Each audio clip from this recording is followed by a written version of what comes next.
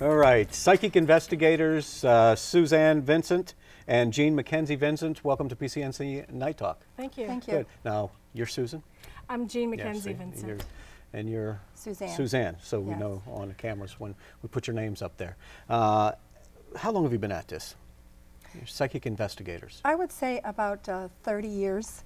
We always volunteered our time and just helped cases. And let's talk about some of the cases, how you first determined that you had this gift and the first case that you worked on with law enforcement.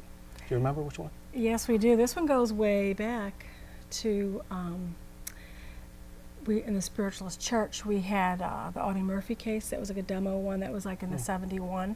And then from there we took classes and got more in tune with how to be receptive to things we were working on. What case came after that? We're originally from Chicago, and then we had helped with a few cases in Florida. You know, missing persons, but actually Pittsburgh and the area, we've worked on the Downey Lischek case. We've worked on Chuck Iwinski. He disappeared 12 or 13 years ago. We helped his parents find him. We did a lot of profiling with suspects, we're very good at that. And that's what police usually come to us for, like locating bodies or suspects, that profiling suspects. But our original one was Audie Murphy. We had remote viewing, helped give the Civil Air Patrol some information about that. A few cases in Chicago. Then we took a little bit of a breather, and then we came up in here. We just volunteered our time and helped. And usually it's the parents of somebody who went missing contacts us, or like with the Allegheny Township, the Laurel Borough Police referred them to us. And what is it, what comes to you whenever you're helping them find the bodies or profiling? What goes on with you that gives you that, how do you get in tune with what you're looking for or who you're looking for? Someone will call, like the law enforcement will call, or the family member will call. And how we will start it usually is power of prayer. We will use maps if the person is missing, or we'll even use things on the internet, certain sites to look for the geography and the landscape. It's like a piece of the puzzle. She'll pick up things, I'll pick up things, and then it's like one layer after another, and we'll get like visions, or we'll get like sites and areas like that, and then we'll give it to law enforcement. Do you work independently? Do you work independently, or do you work together? I mean, together usually. Okay. On criminal cases, we work together. On the Kaylee Marie Anthony case, an intermediary came to us and asked us to work with Dominic Casey, and we helped give information to the remains of where Kaylee Marie Anthony was at. And then after that, we profiled about 40 people for Dominic Casey, and to me, it all went back to one person. That was the mother, but their side of the camp still believes that she's innocent. Their side of the camp being her mother and father? Yeah. Okay. Yes. But she's definitely the lead suspect, and was what we picked up. That's, you know, she did it. So you think she did it? I mean, it seems as though in the trunk of the car and all kind of other evidence is pointing in that direction, but they still have not come to that conclusion at this point. Well, we gave our information in August and September of last year, a year ago. And the criminal case starts in February, but they'll be able to piece it together. Was it an accident, or did she purposely? I think it was an accident. I think she wanted to go out that night. I think she just wanted to quiet her, and one thing led to another. And then I think she suffocated her with a pillow and realized what she had done, and then tried to cover it up. But I do think someone else has knowledge to what happened to Kaylee.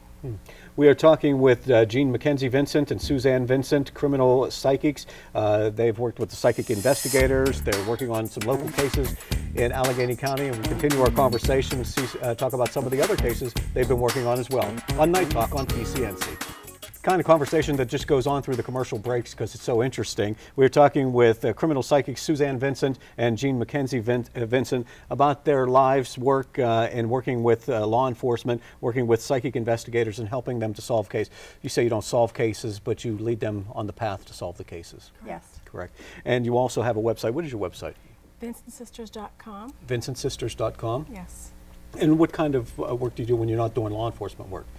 I mean, it's a Halloween time of the year, so a lot of people are tune into this kind of thing for Halloween. But you do it on a regular basis. This is what you do. Yes. Right now, we're going to be down at the bookstore Journeys of Life doing readings down there, November the 11th, in Shadyside. Okay. So if they want to call there and make an appointment, we can do that. We're going to be pursuing being professional mediums or professional psychic investigators. And it's, you know, volunteer time at law enforcement, and see if we can help people. Are you still, you mentioned the John Yelnick case? Oh, yes. Something you worked on here locally? Blairsville, John Yelnick, the dentist that was slain about 3 years ago. We went to a tea party, and at the tea party, Melissa Youth was there, and we did a reading for her, my sister and I did, and the information came in about her husband being accused of the neighbor's murder, and then they went over to talk to the district attorney, and the district attorney wanted to see us and get some information.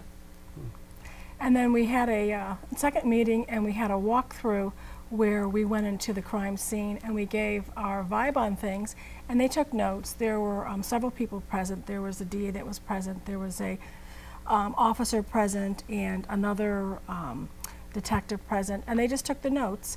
And then we had give them pivotal information, and those were some of the items that came out when they went to court and helped convict John Foley. Yeah, one of the ones was DNA would be found under the fingernail. We also gave an SUV, the color SUV, which was maroon. We had mentioned it'd be about a size 10, 10.5, expensive running shoe that we had picked up while we did a walk through the house. Splattered blood had formed into a form of a shoe, and it was like a Nike or an athletic shoe. And we're just about out of time. I understand in the green room you were talking to Doc Harris? Yes. Got some positive energy there? Absolutely. Yes, Totally. he's definitely got it going. I think he's a great guy, and we're pushing positive energy that he wins the mayor. You have I'm any voting prediction? for him. I'm voting Yes, for him. I think he's going to win. Yeah. I do. I do. I think he's big going to win. vibe. All right, Yes. good. So you're picking up all kind of vibes, and Yeah, it's going to be close. It's going to be real Yeah. close. So everybody's got to get out there and vote for Franco. okay, and you use this for positive energy, positive sources, the psychic energy, the spiritualism that you have. Yeah, spiritualism and We were and raised Catholic, and through spiritualism we had classes, and we volunteer with it, and we use. Great. We got to go. All right, thank you for being here. Thank you for watching Night Talk on TCNC.